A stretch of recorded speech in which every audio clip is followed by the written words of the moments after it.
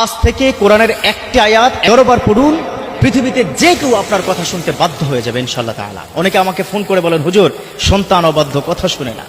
হুজুর স্ত্রী আমাকে আগের মতো ভালোবাসে না, আমার অবাধ্য হয়ে গেছে। অথবা আপনার সন্তানকে আপনি বাধ্য করতে চান, স্ত্রীকে আপনার আন্ডারে আপনি কি নিয়ে আসতে চান, সুন্দর করে আপনাকে শ্রদ্ধা করুক সেটা চান? যদি চান, আজ থেকে আমি পবিত্র কোরআনের একটি আয়াত আপনাকে শিক্ষা দিব, এই আয়াতের উসিলায় সে ব্যক্তি আপনার বাধ্য হয়ে যাবে। সন্তান যাদের অবাধ্য তারাই শুধুমাত্র বুঝেন যে কত বড় একটা জিন্দিগি আপনাকে যাচ্ছে, কত ভয়ঙ্কর জিন্দিগি হচ্ছে আপনার।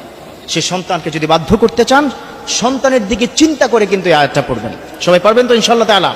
অর্থাৎ ভালো নিয়ত করে সন্তানের প্রতি চিন্তা করে আয়াতখানা পড়বেন, আল্লাহ পাক সন্তানকে আপনার বাধ্য করে তুলবে। দেখুন পবিত্র কোরআনের আয়াত কত শক্তিশালী, আপনি চিন্তা করতে পারবেন না। এই কোরআনের মধ্যে এমন কিছু নেই যার কোনো সমাধান নেই। আল্লাহ পাক নিজে কি বলেছেন, অনুনাজ্জিলু মিনাল কোরআনি মা হুয়া শিফাউন ওয়া রাহমা। এই পবিত্র কোরআন আমি নাজিল করেছি যার মধ্যে রয়েছে তোমাদের জন্য শেফা, শেফাউন মিন কুল্লি দা, সমস্ত রোগের এটা হচ্ছে শেফা। আল্লাহু আকবার। তো সেই কোরআনের মধ্যে সন্তান বাধ্য করা, স্ত্রী বাধ্য করা বা কাউকে যদি কথা শোনাতে হয় সেগুলো শোনা, সেটার কিন্তু সুযোগ এই একটি আয়াতের মাধ্যমে আপনি পেয়ে যাবেন। পারবেন তো সবাই? সবাই শুনতে চান, তাই না? হ্যাঁ, দেখুন স্বামী স্ত্রীর মধ্যে যে বন্ডিংসটা অনেকের ভালো নেই। অনেকে আমাকে ফোন করে বলেন, হুজুর স্বামী আমার বাধ্য না, স্বামী আমার অবাধ্য হয়ে গেছে, এক নারীর দিকে তাকায়, পরকিয়া করছে। সেই স্বামীর দিকে চিন্তা করে আপনি এই আয়াতখানা পড়ুন। যে স্বামী আপনাকে ভালোবাসে না, কথায় কথায় মাইর দেয়, কথায় কথায় স্ত্রীর গায়ে হাত তোলে, যারা তাদের মতো ধ্বংসযোগ্য কুলাঙ্গার আর হতেই পারে না। অথচ স্ত্রীর একটা স্টেটমেন্ট আপনার জীবনকে বদলে দিবে। কাল কিয়ামতের ময়দানে আল্লাহ পাক যখন বিচার করবে, বিচারের কাঠগড়ে আপনাকে দাঁড় করাবে, আপনার স্ত্রীকে ডাকবে, ডাক দেওয়ার পর স্ত্রীর কাছে জিজ্ঞাসা করবে, তোমার স্বামী কেমন ছিল?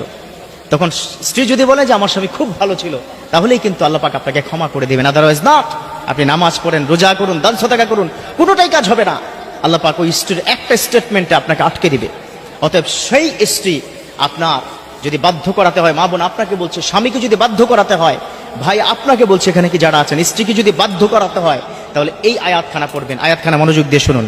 ইন্নাল্লাহা ইউসমিউ মান ইয়াশা, ইন্নাল্লাহা ইউসমিউ মান ইয়াশা। আল্লাহ পাক যার কথা যখন খুশি তখনই শুনেন। অতএব এখন থেকে এই আয়াতটা পারবেন তো সবাই ইনশাআল্লাহ তাআলা? ইন্নাল্লাহা ইউসমিউ মান ইয়াশা।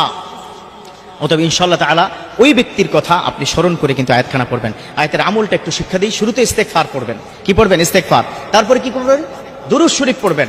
দুরূদ শরীফ পড়ার পর এই আয়াতখানা যাকে আপনি বাধ্য করতে চান, সন্তান হোক, স্ত্রী হোক বা স্বামী হোক, তাহলে তার দিকে কথা চিন্তা করে এই আয়াতখানা বারবার পড়বেন। তবে অনেক আল্লাহর উলিরাকে বলেছেন এই আয়াতখানা 11 বার পড়বেন।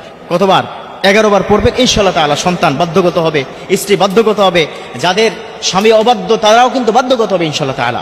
আসুন এই কোরআনের এই আয়াতখানা 11 বার পড়ব, তার কথা চিন্তা ভাবনা করে আল্লাহ পাক সবাইকে মিলে সুখে শান্তিতে বাধ্যগত হয়ে থাকা তৌফিক দান করুক।